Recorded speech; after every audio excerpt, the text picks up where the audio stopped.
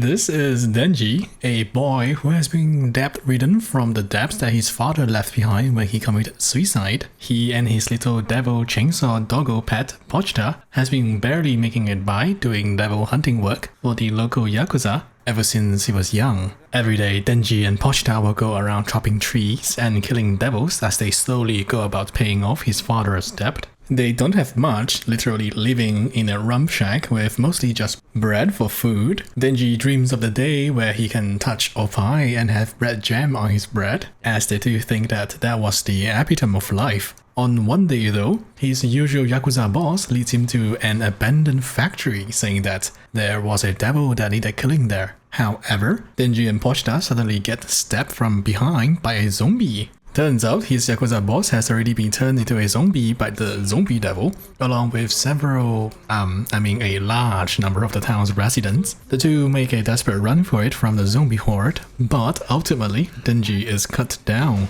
and the two get massacred by the horde. As the two of them, now chopped into bits, lay dying in the rubbish bin, a drop of Denji's blood flows into Pochita's mouth. And we see a flashback from the past. Apparently, Denji has already told Pochita that should he fall in combat, Pochita should take over his body and live out a normal life and die a normal death. However, Pochita decides otherwise and reforms Denji's body completely and chooses to become his new heart, allowing him to live once more. A shocked and angry Denji reawakens, and as the zombie horde prepares to attack once more, Denji awakens his chainsaw powers and slices the zombies clean off. He gains chainsaws for his hands and spots a chainsaw for his head as well, one with a rather spotty front spoiler, I might add. In any case, Denji uses his newfound chainsaws to great effect as he demolishes the zombie horde and the master zombie with ease. In the meantime though, a black limousine appears with a pink-haired girl who discovers Denji's handiwork. She realizes that Denji is not exactly a devil and gives the wary Denji a hug, allowing him to return to his human form. She offers him two choices: either die as a devil or live as a devil hunter with bread, butter, jam and coffee for breakfast. Denji, of course, sees that as an awesome option and joins the pink-haired lady as they go back. She stops by for some breakfast as Pink-chan makes a rather good impression on Denji by treating him very kindly, buying him some food as she learns more about his past. She reveals that Denji's friend Pochita is not quite dead but living inside him as his heart. Anyway, Pink-chan feeds Denji for a bit and introduces herself as Makima and reveals that Denji is her type of man. And Denji, well, he becomes even more infatuated with her. In any case, they make their way to the Devil Hunter HQ,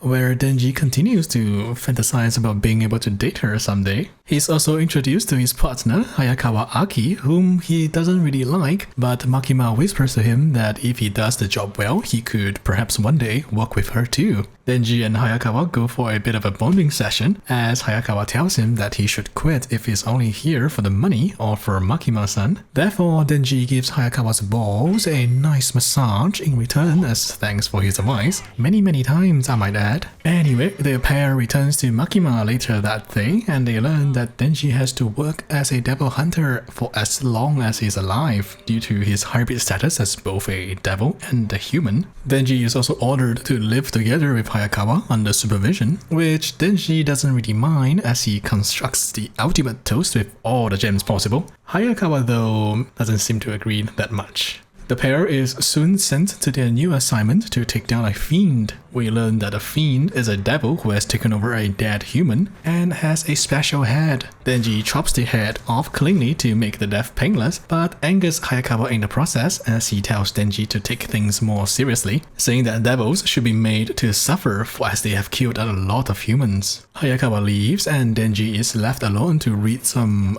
special magazines. Now that he has good food and a proper place to stay in, maybe he should also upgrade his dreams too. His train of thought eventually leads him back to Makima-san, whose opie makes him really horny, and thus he decides that fondling opie shall now be his new dream. Nice goes, my man. Anyway, he is then introduced to his new partner, a fiend called Power. Apparently, Power is quite rational for a fiend, so there she is working as a devil hunter. The two of them go for their first patrol, and we see that their personalities don't not really match. But Denji holds it in because Power has, opai. So yeah. Anyway, later on, Power reveals that she lost her pet cat in the past to a devil, and her goal is to get her pet cat back. And Denji reveals that he will do all he can to fondle some opai. Power offers her opai in exchange for Denji helping her to get her cat back, and it is super effective. Denji puts up with Power a bit more on the tram, totally not because of her opai, as they go off to hunt the devil that took her cat. Meanwhile, Makima and Hayakawa discusses more about the names that devils have. Apparently, the more infamous the name is, the stronger the devil becomes. Denji and Power soon reaches the location where her cat is being held, but Power betrays Denji and knocks him out. We soon learn that Power did this so that she could offer up Denji as a sacrifice to the Bat Devil in exchange for getting her cat back. Bat Devil partakes in some of his blood, but found it to be rather disgusting, though it does heal his injuries, allowing him to get out of the house. Power demands her cat back as part of their deal, but the Bat Devil decides to eat the cat instead.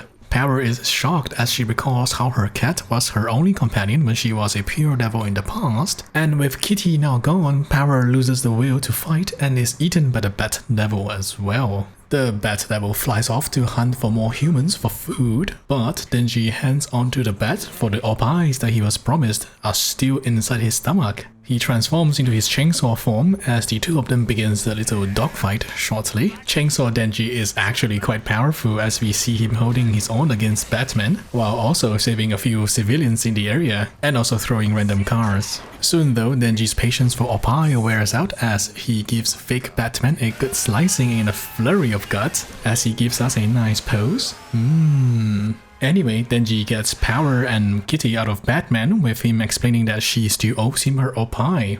She agrees, but a sudden attack interrupts Denji's celebrations, and it seems that the Leech Devil has come. Denji does a half transformation due to blood loss, and we learn that this new Leech Devil is apparently Batman's lover. Yeah, bye.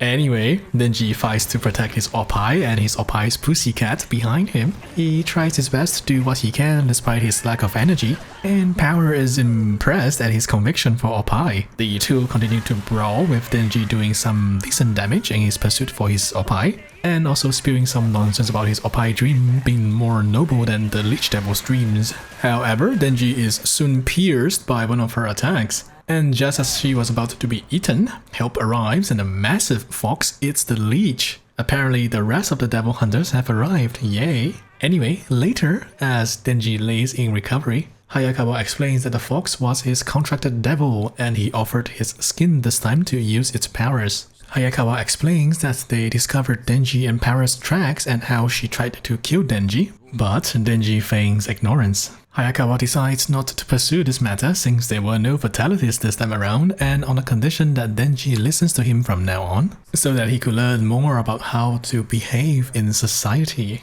Hayakawa also lets Power go free as he later makes a report to Makima-san saying that Denji and Power found the Bat Devil by accident, and covering up certain facts from this case. Makima-san also definitely knows what's going on, but she decides to not pursue this matter as well. Anyway, the next day soon comes as we are treated to Hayakawa's morning B-roll. While he and Denji are making lunch though, Power-chan soon makes herself comfortable in his house as a new resident. Apparently this was Makima-san's plan so that Power can behave a little bit more. And both Denji and Hayakawa clearly don't appreciate their new roommate. However, while Denji is cleaning the toilet, Power-chan comes by to uphold her end of the promise, allowing Denji 3 squeezes of her opai. Denji's brain freezes for a bit, thinking that she's his new angel, and he goes for it. Although something soon falls out of it. I cannot really use any words to describe what Denji must be feeling at this moment, other than the fact that he was scammed.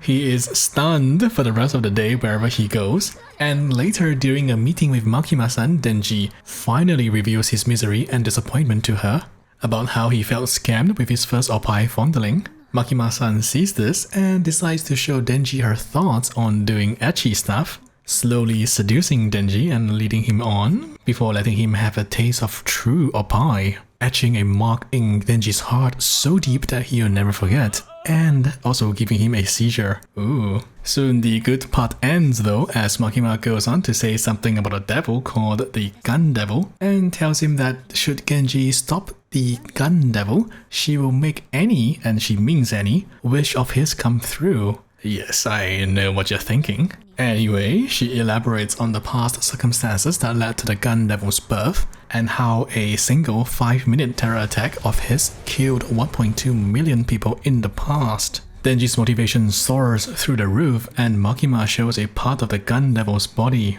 Apparently, eating even one piece will allow a devil to significantly improve their abilities, and they will be able to find the Gun Devil if they gather enough pieces. First, the team goes on to find more pieces and discover a hotel with a potential piece hiding within a devil inside. Hayakawa seems to have mastered how to make Denji and Power behave, as we are introduced to the other members of the team, including a Himeno-senpai who offers a kiss in exchange for completing the mission. However, Denji already has something far better, so he rejects the reward, but Himeno-senpai offers more, and this time Denji falls for it as he charges headfirst in. They go into the building, and the team is quite carefree, shall we say. We also learn from a flashback that Himeno-senpai has lost many of her partners in the past, and Hayakawa is her current 7th replacement. Because of her lost friends, Himeno wants Hayakawa to take care and not die as well, as we soon see a walking head devil coming out. The devil leaps, but Himeno immobilizes him and Power slices him in half. As they go up the stairs, Himeno reveals her ghost hand to Power,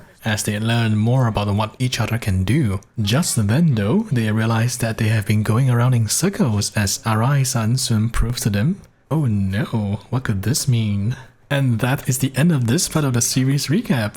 Overall, I think that Chainsaw Man definitely deserves your attention if you like thriller or mystery, filled with a bit of action. A lot of action. Anyway, if you enjoyed the video, do drop a like or a sub if you can, and with that, take care and goodbye.